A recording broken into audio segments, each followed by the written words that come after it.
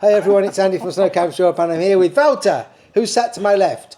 And it is season 4 and episode 4 of the Inside Edge podcast, which Walter has joined me for now for 2 seasons since he had his first of many, many children. Say hello, Walter. Hello. And but actually, today, actually, that's not true because I was involved because my ex-business partner was doing this. Okay? In the background. Yes. That'll do. Okay, come on, hurry up. Right. Today we're talking about different teaching and learning styles and how some teaching styles may work for certain people, but it may not work for other people depending on where you are in your skiing journey. And we're going to talk about how we kind of approach things and how we think it's best, and also what you should look out for with ski teachers when trying to find your ideal ski teacher. So, Walter, where are we starting? Where we start? Yeah, you can see that also like online, lately, last couple of years, 2-3 years, where it's actually exploded a little bit with social media. You can see the difference between countries and associations of the input. Some country associations likes to talk very technical. Mm-hmm. Sometimes, this is my opinion, Yes. So everyone is different, everyone learns different, but it can be quite overloading. Yeah, I think it's too much info. I think for, especially to a certain degree of your level of skiing. But it's often, it makes more the trainer sound interesting than, this trainer wants to sound interesting or more like, I know a lot. Yeah, so talking for the sake of talking, yes. But most of that's lost on most of the students because the level of technical information is way beyond their understanding of the sport at that time. Yeah, and also it's still a sport. You have to ask any professional sportsman. Too much info is often not very good. But yeah, that's just my opinion.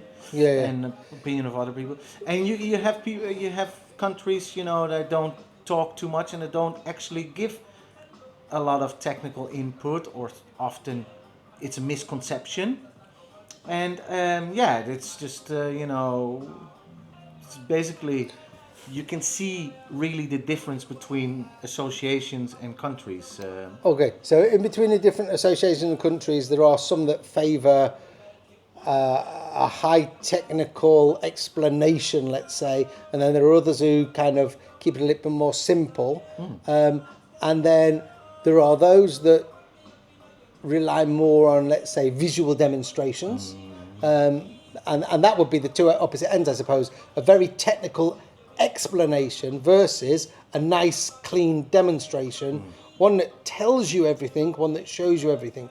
And then, I suppose, going from the learner, and different people learn in different ways. If you are a visual learner, you're going to benefit from that visual demonstration. If you're a very auditory learner with a high technical understanding, then you may benefit from that technical explanation, but the time it takes stood on snow, are we becoming too cold? Are we not going to perform as well? Is our attention span going to waver? You just switch off at some point, and it's too much overload. It's too much info.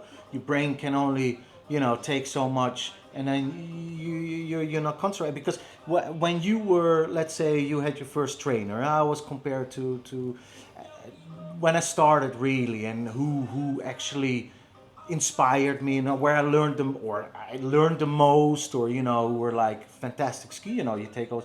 But for you, what was for you the best, where you got the most out of it, basically, So when I first started skiing, obviously as a beginner and as a kid, everything was better.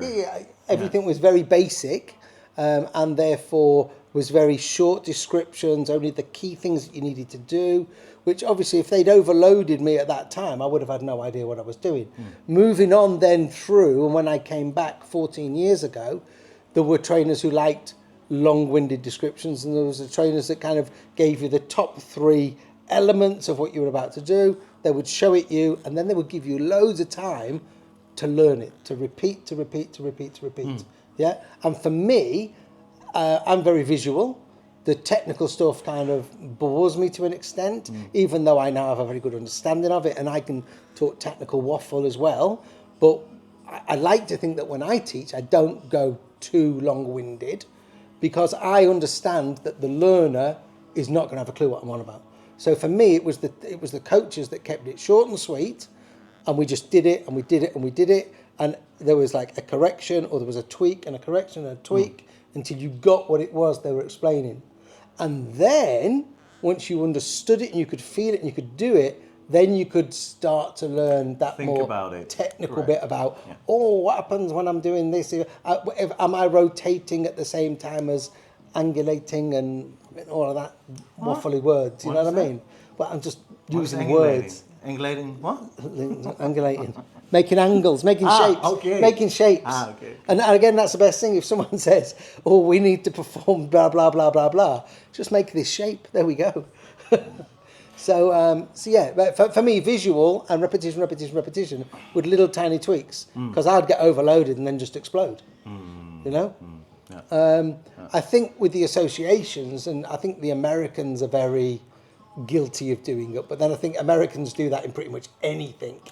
Along with you see videos from some Australians and some New Zealand people, and again, very long-winded, break down 100 points to a pole plant, when it's like, plant the pole. Well, there is the pole plant. You can discuss and that, but I think that's to a certain extension of how good you are. This is like fine tuning. But I agree. I think loads of the time, the more someone talks, it's more about that person himself or herself than about the student. I often have the feeling. Yeah. But they're trying to get gratification for their ability to talk in that way. Correct. Rather than from being able to be a really good teacher at a basic level. yeah, because I always think keep it simple, simple explanations, give one task at a time, don't do too many tasks, and good demonstration, or let people have a bit of fun. But yeah, that's me. But it's interesting to see lately also on the internet the difference between people talking a lot and a lot of technical input to compared against people who are actually keep it simple, say look, this is what it actually is. And I think yeah, I don't want to say names now, but good examples are not too much blah blah of a certain skier, yeah, I just wanted to your input, because you also are of the opinion, like for yourself it was the best was like repetition a bit and looking. Yeah, short, it has sweet, proven. short, sweet, quality information rather than long-winded waffle. Especially when people start talking about the piriforma, the subtalar joint, another body part, and you've got people who are stood there who haven't got a degree in anatomy, and they're like, "Who's Sue Taylor in the group?" When he's talking about the subtalar joint, and who is the piriforma? Like, you know what I mean? It's like, turn your leg, flex your ankle. Yeah, even flex your ankle for some people is a bit too highbrow. So move your ankle, push your ankle forward. When people talk about dorsiflexion and plantarflexion, a lot of everyday beginner skiers that haven't been in a sports background or go to the gym don't know what dorsiflexion or plantarflexion is. So don't say it.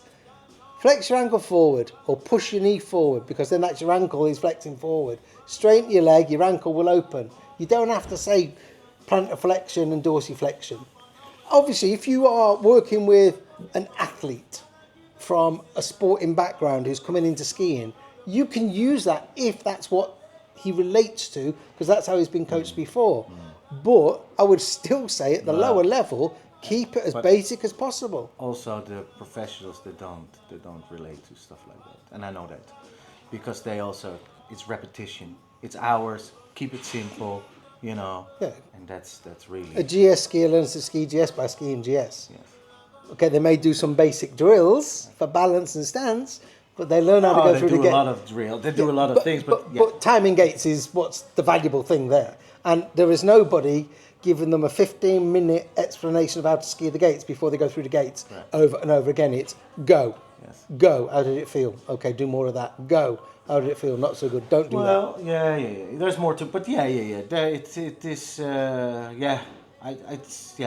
it's just it's funny to watch the differences, between the countries and associations. I think something else that annoys me a little bit is when you see somebody and they're talking about, for instance, pole plant, because I saw a pole plant video today. What very is going briefly. on with you, pole? This is now the third time you start about pole plant. Yeah, it's an easy one, and isn't it? about the spot, the length of the pole. Are you starting about that again? No. Okay. But they were saying the pole plant comes from the wrist, the pole plant comes from the wrist, which I agree with. The pole plant comes from the wrist. But then in their demonstration, the pole plant was coming from their elbow, which is, I know you're a big fan of that. And I was like, well, hang on a minute. You've just said from the wrist, you've done a demonstration where it's from your elbow, and now you're saying it's from the wrist again. It's just a freaking pole plant. Shut up. Exactly. So if you're going to say it's from the wrist, then it's from the wrist. Oh, here comes the lady to mop the floor. Hello. Carry on. It's just the timing of the pole plant needs to be correct. And the positioning. What do you mean the position? Yeah, hang on. You're saying the timing of the pole plant has to be correct because you pole plant from the elbow, where I'm saying it should be from the wrist because I do it from the wrist. So it's whatever works for you to get that timing, is what you're saying. It's just a pole plant. The pole plant is very important, and I don't want to go into it too much. But what, you don't want to go into a long-winded explanation about pole plants? No, because the pole plant is a pole plant. As long as the timing of the pole plant is correct, that's what matters the most. And your pole shouldn't be too long. 100% not. Unless you're racing and you will need the poles longer for the start of the race. You don't need long poles, really, too long poles. Because there was another video of a friend the other day, and I'm not saying names. He had very long poles. Did he? Yeah. So it looked really awkward. It's a he and he's a friend. You're sure he's a friend? He's not a friend. Oh, okay. No, he was very nasty to you. He threatened you. Were his poles too long? Yes. Or were they just too long for what he was doing? No. But whatever. Anyway, that's going on to another thing because there's a lot of debate, I think, which we've done a podcast about before, about pole length. And yeah, for sure, you don't want them too long, but you can have them shorter than the typical if you want them. Okay, so are there any other examples of this? Or no, it was just also like the more interested if you are the person who needs a lot of technical input, maybe try to sometimes move a little bit away and try to become a bit visual. See if you can do something and looking a little bit more at the person, because we all need to move away a little bit from the thinking part of the brain and more into the visualization. The more you visualize, also sit in the lift. Well, you're feeling, of course, and we talk about feelings, flow, blah blah. But what helps a lot is visualizing yourself. So maybe if a trainer or an instructor says to you something, you sit in the lift. Maybe sometimes close your eyes and try to visualize yourself doing that run. It helps a lot, And this is my opinion. I think too much input is too little output. But that's me, Okay. I was more also interested in your opinion about this. Yeah. No, I say for the right person, it could be the right approach. But most of the time, especially with recreational skiers, unless they are extremely technically minded anyway, then I would always try and keep it pretty simple. As they say, keep it simple, stupid. Yeah, but with a bit of, If they require a bit more technical input, if you're able to do it, great. But don't impose that I can speak very, very technically about something you don't know for 10, 15 minutes, and then you'll still not know anything. You do that if that person needs it. Yeah. But the whole class, if let's say you have 8 people in a group, not all 8 people want that and need that. It's the opposite. So you just take that person, and that's what I keep saying all shit. Then, you put the technical input with that person. Otherwise, And you do that on the T-bar or on the chairlift rather than in front of everybody else who doesn't need it. Correct. Yeah. And again, I think that other than associations who are kind of training this way, I think that taking them on the lift and talking to them on the lift is something that people will get with experience. So ski teachers will get that with experience. They will realise, hang on a minute, I've just spent 7 minutes talking to 8 people for one person's problem, or I could have spent the 7-minute T-bar ride with that one person one-on-one, having a dialogue, rather than a speech, which would be more beneficial to that one person. Correct. And 1,000 times more beneficial to the 7 people who didn't need to hear it, because they're probably only going to get confused about what the hell you're talking to that other person about, because it's probably not relevant to their skiing. Yeah. So who've been your top 3 trainers in the past? So going back when I was younger, I skied with What, 1970? 1926. I skied with people like John Shedden and Alan Hughes from the English Ski Council. And John Shedden is one of them people that he kind of shaped a lot of How old is he skiers back now? then. John's really old. Johnny's got to be mid-70s, I would think, 80s. He's written a few books. So I was lucky to spend a bit of time with him and with coaches that he'd trained. And people like John and Alan Hughes, I think Alan Hughes now does first aid training, so I don't know. They were really good. I never actually saw Alan with a pair of skis on. Ah, interesting. Right? Yeah. Now, this was dry ski slope skiing, but he would stand at the bottom in ski boots. Interesting. And I never once saw him with a pair of skis A on. lot of actual really good ski trainers, you know, but lots of them are probably not the best of the best. Well, skiers. even John Shedden will tell you he is not a great skier. He's very technically minded, but he can break that down into the most simple language. Correct. Where This is the whole key thing. Yeah. Of, I say Alan, I never saw him on a pair of skis, always saw him in ski boots, and he would tell you at the bottom of the slope what he wanted you to do or ask you about what you'd done, and good. you'd go up and you'd do it, and then you'd have another conversation and you'd go up and you'd do it. So that, when I was younger, that was probably them, because I don't really remember the ski teachers I had from like 11 to 15 on holidays and things like that. Yeah, but that does. And then since then, obviously when I first came back, I had 4 different people. The first week, Birgit Ratz. Oh yes. Birgit, Yeah, she you was liked her, didn't she you? was really good. Yeah. Really, really good, because she didn't overcomplicate it. She obviously was teaching the Austrian way. And Good, very good. she skier. was a good skier. And then also in them 4 weeks, I had Alexander. Hirschman. Yeah. And that was a different way. That was more of a I can do it way. You liked Hirschman? Yeah, man. Interesting. Yeah, yeah. Unfortunately, no longer with us. Yeah. But yeah, we had a good. Hang on a second. You liked Alex Hirschman? Yeah, man. Oh, we had a fantastic. good rapport. Good. We had a good rapport. I mean, and he was crazy. He was but, very but to the point. I like him. A bit of a typical Austrian kind of. This is the way we ski now. He do was it. one And of he the was, last real ski instructors. Yeah. He was, and he pulled it through. Yeah. Like how you imagine a ski instructor. I liked Alex and Freddie. Yeah, exactly. Freddie was there as well. I think I had a week with Freddie as well. But Alex, out of that group, was Birgit and Alex. But because me and Alex had a rapport, it was very much this is the Kitzbühel way, because he was Kitzbühel, Tyrol, which was a little bit different what Birgit had said, but the outcomes were all the same. Yeah. And yeah, he was just, the way he put it across was good. There's been some other good people. Obviously Gunter, whenever you ski with Gunter, his English it's better than it was then, but his English wasn't brilliant, but he was quite good. Because his English wasn't good, there wasn't much of a description. It was a, let's do this, let me show you this, copy this, come down here, try and do this, try and do that. So that was almost like an experimental learning to an extent. So you were watching him and like, right, how's he just done that? Let me try and work it out. Now I'll try and do it. And I remember we were doing clammer swings where your leg goes out. People would call them outriggers now because they're uneducated. You call them what? Well, it's very much like what someone would call an outrigger, isn't it? The clammer swing. But I suppose there's more to a clammer swing than an outrigger. Yeah, okay. But because Gunter couldn't explain that, he would just go, yeah, Franz clammer, blah, blah, blah, do this. And off he went doing it. So you then had to just trial and error, work out what you had to do, but it worked. You know. So yeah, I would say that they're three of the better ones. That's interesting. That's surprisingly good. I like it. There's been some pretty horrific ones as well. What about yours?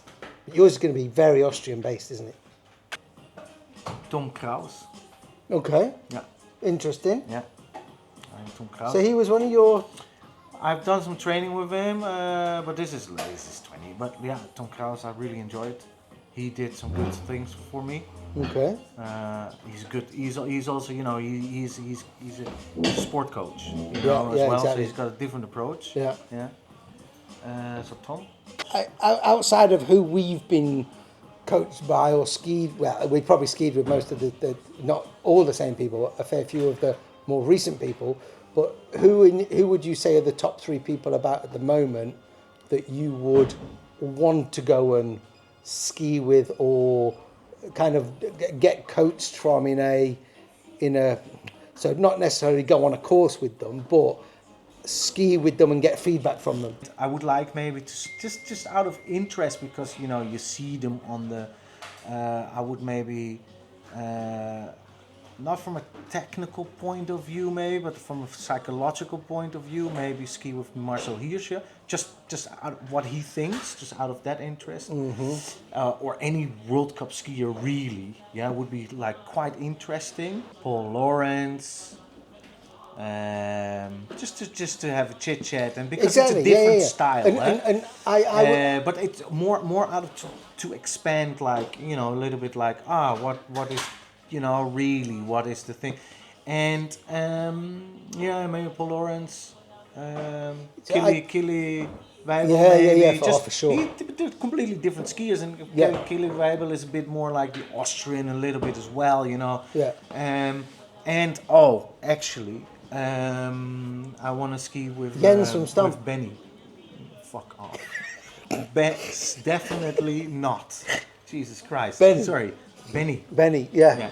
All right. Yeah. I really would like to ski with Benny because he's Yeah. got the same philosophy. He's just really exaggerated more, and he's just Yeah, Benny skis like Benny skis, which we spoke about on the podcast. I So would really like to ski I was with lucky enough to ski with Paul, and when I say ski with, I was skiing with them, but I was kind of on the outskirts of the group, but was able to listen in and talk and go on the lift with them all. So I got to ski with Paul, Riley, and JF, which was really interesting couple of because years ago, yeah, 10, 11 years ago, which was really good because of what you just said, just to listen to the different way and the information and how they're thinking about it. So that was really good. Obviously, Killy would be amazing. Benny would be good, and I think Benny will be here in November. And then I'd actually like to ski with Tom Gelly, because even though I think Tom is one of the people that can over-egg the pasta. You love each other, that's why. We're friends. Friends. I've heard good things about his coaching. I have heard good things about his coaching. But he just, and I know what he's doing, because he needs. Don't get this personal, Tom. If you ever watch this, probably not. Watches all of them, start to finish. Really? Yeah.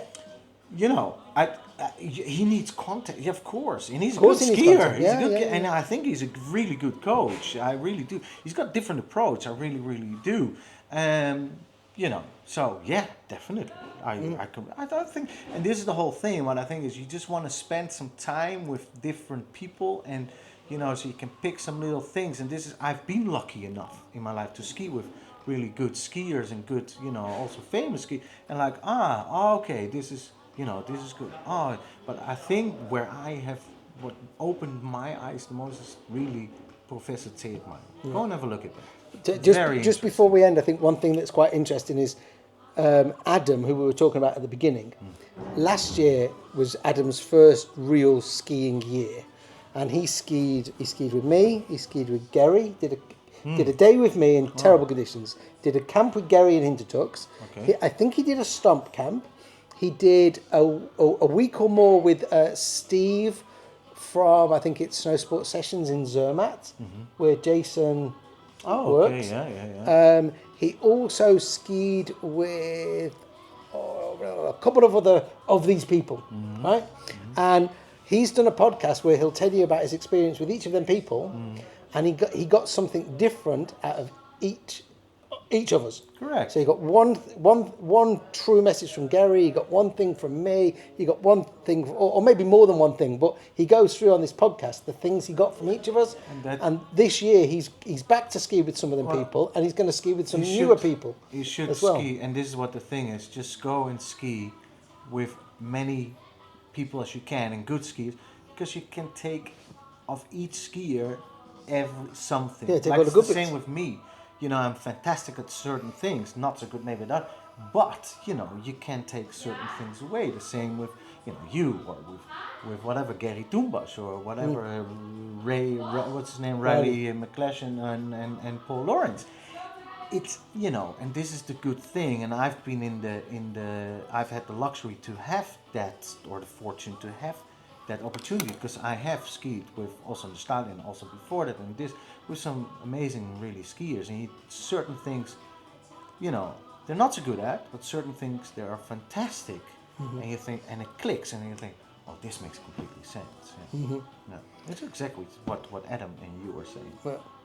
Cool. Okay. Anyways, there we go, folks. So we started talking about the level of output that some ski teachers are giving, and some associations are training them to give, and whether or not that is overkill or not. You've probably got your thoughts of how you like to be coached. Let us know in the comments below. And then we moved on to kind of our top influences and people we would like to ski with. If there's anybody who you've skied with that stood out, then again, comment below. If you skied with me or without her, give us the good bits, give us the bad bits in the comments below. And I think that's about it for this episode 4 of season 4. Andy from Snow Camp Show saying bye for now. And Wouter as well. Saying bye. Bye bye.